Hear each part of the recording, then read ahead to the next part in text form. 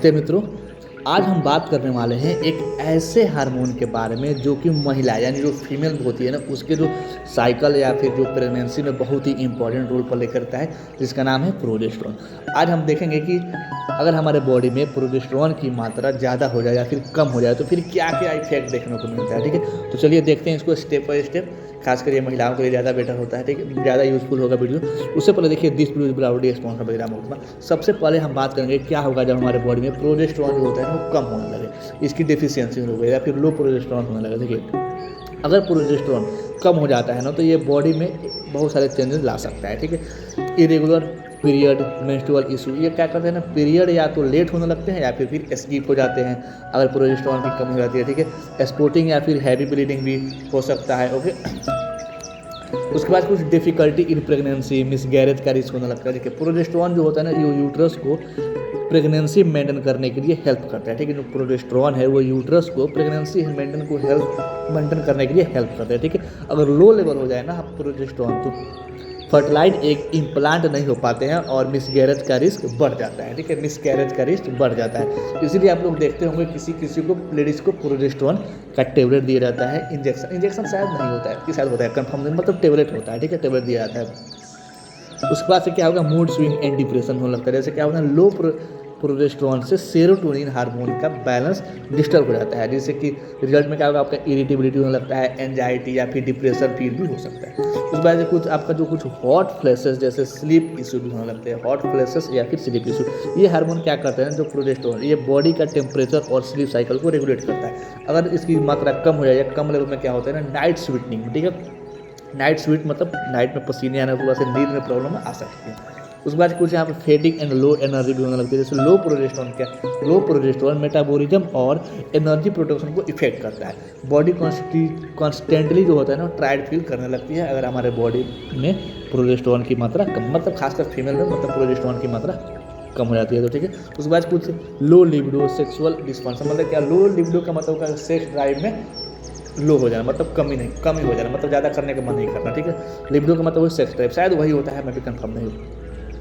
इसमें क्या होता है, प्रोजेस्टेरोन का कम होने से क्या होता है, सेक्सुअल डिजायर या फिर ऑवरोसोल इफेक्ट होता है। ठीक है, इसके बारे में मैं ज़्यादा बात नहीं करना चाहता हूँ क्योंकि मैं बहुत बुरा बोल देता हूँ। ठीक, उसके बाद कुछ बोन एंड हेल्थ इफेक्ट पे भी मैं रिप्रोडक्टिव सिस्टम को उतना अच्छे से नहीं बता पाऊँगा, बताऊँगा तो पूरा खुल के बताऊँगा, नहीं तो फिर नहीं बताऊँगा। ठीक है, यहाँ पे बात करेंगे 7 नंबर की बोन एंड हेल्थ पर भी, बोन एंड हार्ट हेल्थ पर भी इफेक्ट पड़ता है। इसमें क्या होगा, लॉन्ग टर्म में क्या होगा ना, लो प्रोजेस्टेरोन से बोन की जो डेंसिटी है ना वो कम हो सकती है, जिससे ऑस्टियोपोरोसिस का रिस्क बढ़ सकता है। ठीक है, हार्ट के लिए क्या होगा ना, इनडायरेक्टली हार्मफुल हो सकता है, डायरेक्टली नहीं, इनडायरेक्टली, ठीक है, हार्मफुल हो सकता है। ओके, उसके बाद से हम बात करें कुछ वेट गेन और फिर वाटर रिटेंशन होता है। जैसे हार्मोनल इम्बैलेंस मेटाबॉलिज्म स्लो कर देता है, जिससे रिजल्ट में आपको वेट गेन या फिर ब्लोटिंग होने लगती है। ठीक है, प्रोजेस्टेरोन की जांच कराते रहना चाहिए। ठीक है, उसके बाद यहाँ बात करें कुछ हेयर एंड स्किन भी चेंज होने लगता है। जैसे अगर प्रोजेस्टेरोन की कमी हो जाती है तो हेयर थिनिंग होने लगता है, एक्ने फ्लेयर ऑफ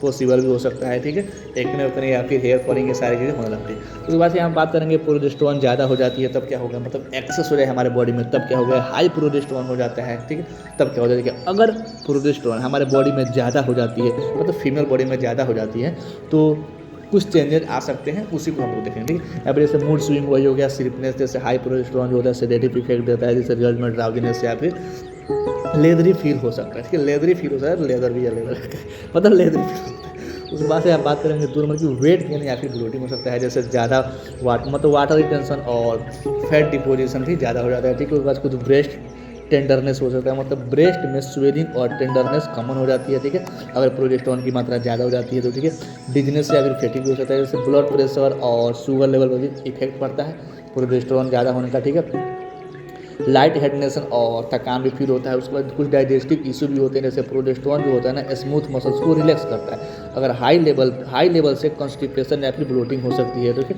उसके बाद से आप कुछ लो लिबिडो या फिर सेक्सुअल, ये शायद बताया होना यार, ये तो लो लिबिडो या फिर कुछ सेक्सुअल चैनल से एक्सेस हार्मोन भी सेक्सुअल डिजायर को भी रिड्यूस कर सकता है। मतलब सेक्सुअल मतलब जो सेक्स ड्राइव है ना, सेक्स करने की जो क्षमता बोल सकते हैं या फिर मतलब डिजायर, मतलब ड्राइव, इतना समझो ड्राइव, मतलब गाड़ी ज़्यादा देर तक नहीं चलाने का मन करता है, ठीक है, इतना ही समझो। उसके बाद कुछ यहाँ पे मूड मूड स्विंग जो होता है ना, वो मूड चेंज होने लगता है, फिर एंजाइटी होने लगती है। जैसे कुछ लोगों को इरिटेबिलिटी या फिर इमोशनल अप्स या फिर डाउन फील करते हैं, मतलब इमोशनली वो क्या करते हैं, अप करेंगे या फिर डाउन फील करने लगते हैं जब प्रोजेस्टेरोन की मात्रा ज़्यादा हो जाती है। उसके बाद कुछ हेडनेस भी हो जाएगा, कुछ माइग्रेन जैसे ब्लड प्रेशर जो होता है ना वो डायलेट, और हार्मोनल इम्बैलेंस से हेडेक ट्रिगर हो सकता है, ठीक है। उसके बाद कुछ मेंस्ट्रुअल चेंजेस होने लगती है, जैसे पीरियड जो होता है इरेगुलर हो सकता है, ज़्यादा होगा तभी रेगुलर होगा, कम होगा तभी रेगुलर होगा, ठीक है। स्पेशली क्या बोलते हैं ल्यूटियल फेज में प्रोलॉन्गेशन, मतलब इसको मतलब देखना पड़ेगा, रिप्रोडक्टिव सिस्टम मुझे पढ़ना पड़ेगा और काफ़ी अच्छे से बताऊंगा, भी एकदम ओपनली खुले बताऊंगा, ठीक है। उस बात से यहाँ बात करेंगे कुछ फन फैक्ट एंड टिप्स के बारे में। नॉर्मल जो होता है ना प्रोजेस्टेरोन जो होता है ना ह्यूमन में, जो फीमेल होती है ना, उसमें क्या होता है जो ल्यूट्रल फेज होता है ना, ल्यूटियल फेज का मतलब मुझे ऐसा लगता है कि एमसी का जो आधा होता है ना, हाफ ऑफ शायद वही होता है। मुझे भी बहुत दिन हो गया पढ़े हुए और देखना पड़ेगा, खैर कोई बात नहीं। देखिए 5 से लेकर के 20 नैनोग्राम ना, हाँ नैनोग्राम पर मिलीलीटर, ठीक है, शायद ये होता है एमजी पर होता है, ठीक है। हार्मोनल इम्बैलेंस के लिए हेल्दी डाइट, एक्सरसाइज और स्ट्रेस मैनेजमेंट बहुत ही इंपॉर्टेंट है।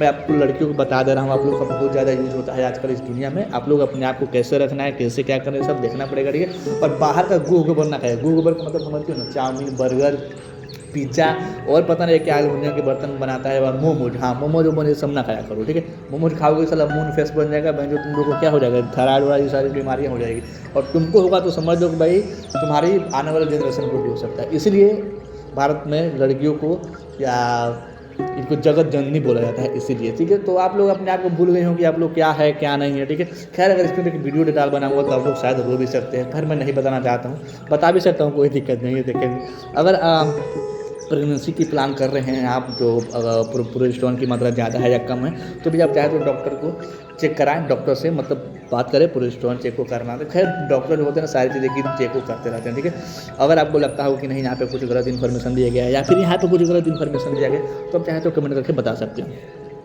और प्रोजेस्टेरोन की मात्रा ज़्यादा हो जाए, कम हो जाए, तभी दिक्कत होगा, ये तो आपको पता ही है, ठीक है। उसके बाद चाहे तो ये MCQ लगा सकते हैं, जो कि जो कमेंट वाले सेक्शन है वहाँ पर मैं पोस्ट करता हूँ, चाहे तो आप जाकर वहाँ से देख सकते हैं, या फिर जो कम्युनिटी वाले सेक्शन है वहाँ पर मैं पोस्ट करता हूँ, ठीक है। मिलते हैं कल एक नए और नए टॉपिक और नए वीडियो के साथ, तब तक के लिए thanks for watching this video.